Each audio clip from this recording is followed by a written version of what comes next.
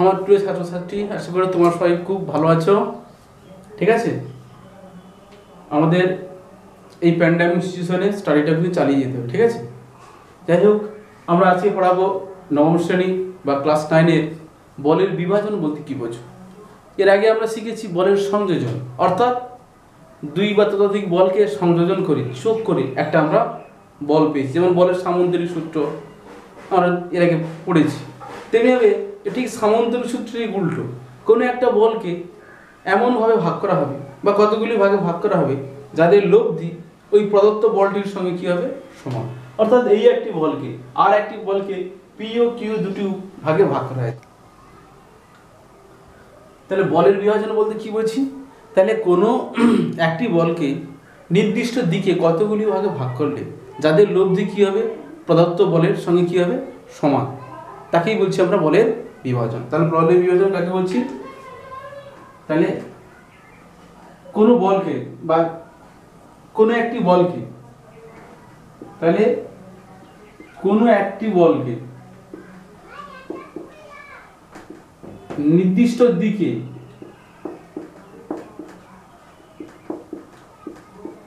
তাহলে কোনো একটি বলকে, কোনো একটি বল মানে ফোর্স, কোন এই বল তো ফোর্স, কোনো একটি বলকে, তাহলে কোনো একটি বলকে নির্দিষ্ট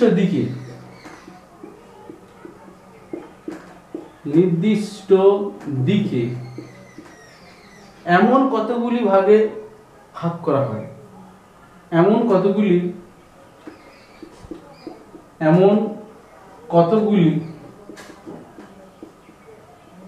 বলে ভাগ করা হয়, এমন কতগুলি বলে ভাগ করা হয় যাদের লব্ধি প্রদত্ত বলের সঙ্গে কি হয়, সমান হয়। যাদের লব্ধি প্রদত্ত বল বলতে এই মূল বলের, যাদের লব্ধি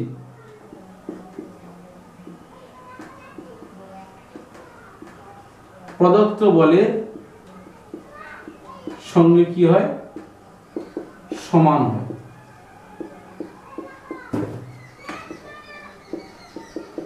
তাকেই বলছি বলের বিভাজন। তাহলে বলের বিভাজন বলতে কি বলছি আমরা? কোনো একটি বলকে নির্দিষ্ট দিকে এমন কতগুলি বলে ভাগ করা হয় যাদের লব্ধি প্রদত্ত বলের সঙ্গে সমান হয়, তাকেই বলছি আমরা বলের বিভাজন। ঠিক আছে, তাহলে এখানে কি বলবো না, ও সি এই বলকে ও এ এবং ও বি বরাবর দুটি উপাংশে ভাগ করা হয়েছে। কি বলবো? কোন বলকে না, ও সি বলকে। ঠিক আছে, তাহলে কি বলবো না, ও সি বলকে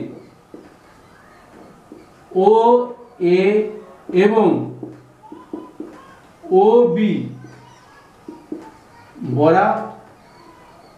বরাবর দুটি উপাংশে ভাগ করা হয়েছে, দুটি উপাংশে ভাগ করা হয়েছে। ঠিক আছে,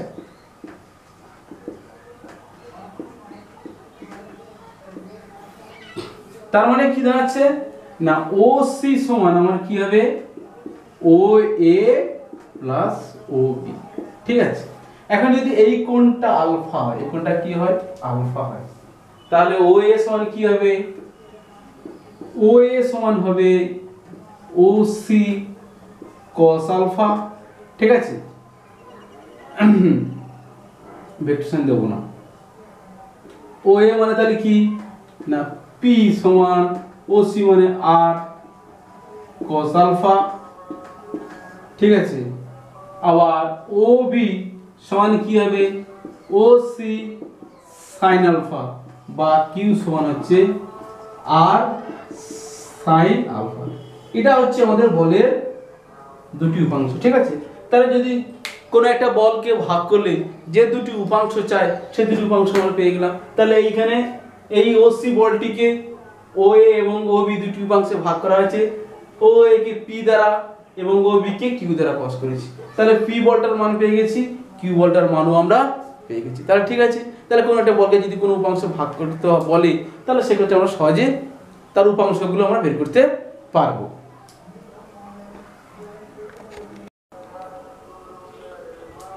আচ্ছা, বলের বিভাজনের একটি এক্সাম্পল আমরা এখন নেব, ঠিক আছে। এইটা হচ্ছে রোলার, এটাকে বলা হচ্ছে নন রোলার, ঠিক আছে। একে এভাবে ঠেলা হচ্ছে, রোলারকে ঠেলতে অনেক সহজ হয় না টানতে সহজ হয়, ঠিক আছে। Pushing or pulling of lawn roller, তাহলে pushing or pulling of lawn roller, অর্থাৎ রোলারকে ঠেলা এবং টান হতে কোনটা বেশি সহজতর সেটা আমরা জানবো। এখানেও কিন্তু বলের বিভাজনের এক্সাম্পল এখানে কাজ করছে, ঠিক আছে। আমরা রোলারকে কিন্তু টানি, ঠেলি না। কেন? রোলারকে যখন ঠেলা হয় তখন কি হচ্ছে, ওই যে ঠেলা একটা বল প্রয়োগ করা হচ্ছে, ওটা দুটো উপাংশে ভাগ হয়ে যাচ্ছে, ঠিক আছে। একটি উপাংশ কি হচ্ছে, তাকে সামনের দিকে এগিয়ে নিয়ে যেতে সাহায্য করছে, আর একটা উপাংশ কি হচ্ছে, তার ওজনটাকে বৃদ্ধি করতে সাহায্য করছে। ধরো এই রোলারটাকে আমরা এইভাবে বল প্রয়োগ করে ঠেলছি, ঠেললে কি সামনের দিকে যাবে?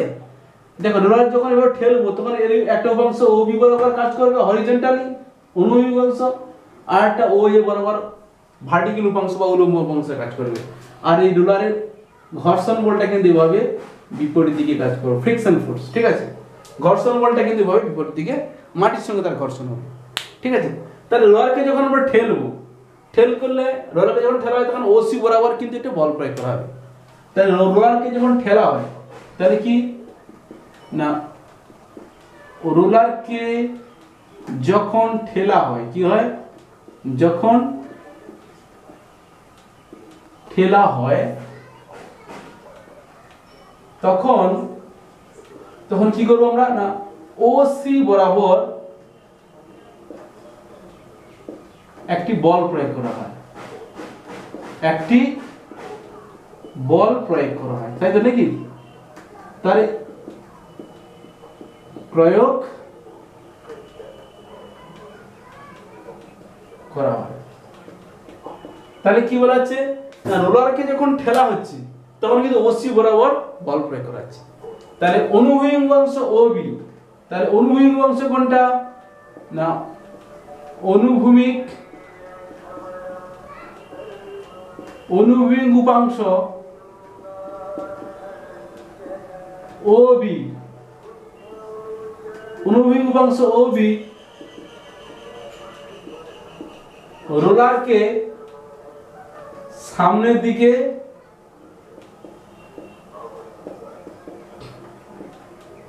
এগিয়ে নিয়ে যেতে সাহায্য করছে, তাই না?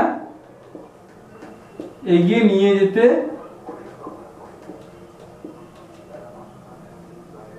সাহায্য করে, ঠিক আছে। কিন্তু ও এ উপাংশ, কোন উপাংশ না, ও এ উপাংশ,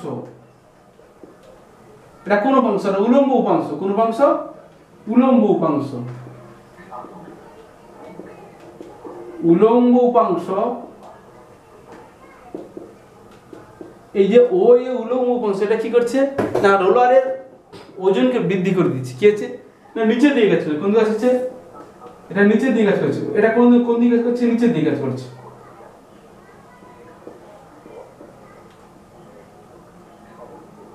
নিচের দিকে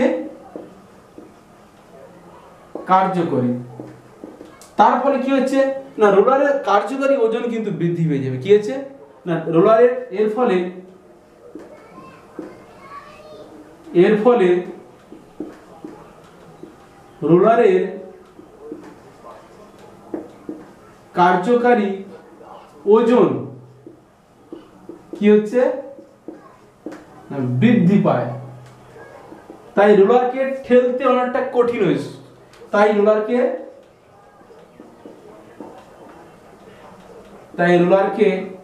ঠেলা কঠিন হয়, ঠিক আছে। রোলার ঠেলা কি হচ্ছে, কি বলা আছে তাহলে না, রোলারকে যখন ঠেলা হয় তখন ওসি বরাবর একটি বল প্রয়োগ করা হয়, এই ওসি বরাবর একটি বল প্রয়োগ করা হবে। অনুভূমিক উপাংশ কোনটা? এইটা। এটা কি হচ্ছে, রোলারকে সামনের দিকে এগিয়ে নিয়ে, এই উপাংশের সামনের দিকে এগিয়ে নিয়ে যেতে সাহায্য করছে। কিন্তু ও এ বরাবর উলম্ব উপাংশ নিচের দিকে কাজ করছে। এর ফলে রোলারের কার্যকারী ওজন কি করছে, বৃদ্ধি পেয়েছে। মানে কার্যকারী ওজন বৃদ্ধি পেয়ে গেলে স্বাভাবিকভাবে আমার ঠেলতে কষ্ট হচ্ছে, তাই রোলারকে কিন্তু ঠেলা হয় না, কি করা হয়, টানা হয়। কি কারণে রোলারকে টানা হয় না, রোলারকে যখন টানা হয় তখন ও সি বরাবর কিন্তু বল প্রয়োগ করা হয়। কি বলবো, এই রোলারকে ঠেলা কঠিন হয়, তাই তো? রোলারকে যখন টানা হয় কি হয়, তখন ও সি বরাবর বল প্রয়োগ করা হয়। কি বলা হয় না, ও সি বরাবর বল প্রয়োগ করা হয়। কি করা হয় না, ও সি বরাবর বল প্রয়োগ করা হয়। ঠিক আছে, তাহলে আমি ও সি বরাবর বল প্রয়োগ করলাম। এই বলের দুটি উপাংশ, ঠিক আছে? তাহলে এর বলের একটি উপাংশ ও বি, উলম্ব নিচে দিয়ে কাজ করে, তার ও এটা অনুভূমিক উপাংশ সামনের দিকে এগিয়ে নিয়ে সাহায্য করে। তাহলে রোলারকে যখন টানা হয় তখন ও সি বরাবর বল প্রয়োগ করা হয়। তাহলে ও এ অনুভূমিক উপাংশ, ও এ অনুভূমিক উপাংশ রোলারকে সামনের দিকে এগিয়ে যেতে সাহায্য করে।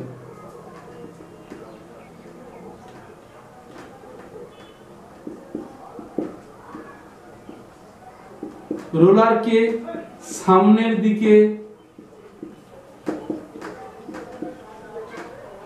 এগিয়ে যেতে সাহায্য করে।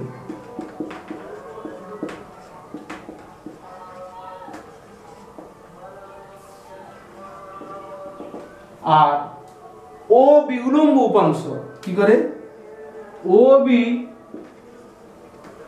উলম্ব উপাংশ রোলারের কার্যকারী ওজনকে হ্রাস করে। কি করে, যেহেতু উপর দিকে কাজ করছে, মানে ওজনের বিপরীত দিকে কাজ করছে, যার জন্য কি করবে না, ওজনটাকে কমাতে সাহায্য করে। কি করে, উলম্ব উপাংশ রোলারের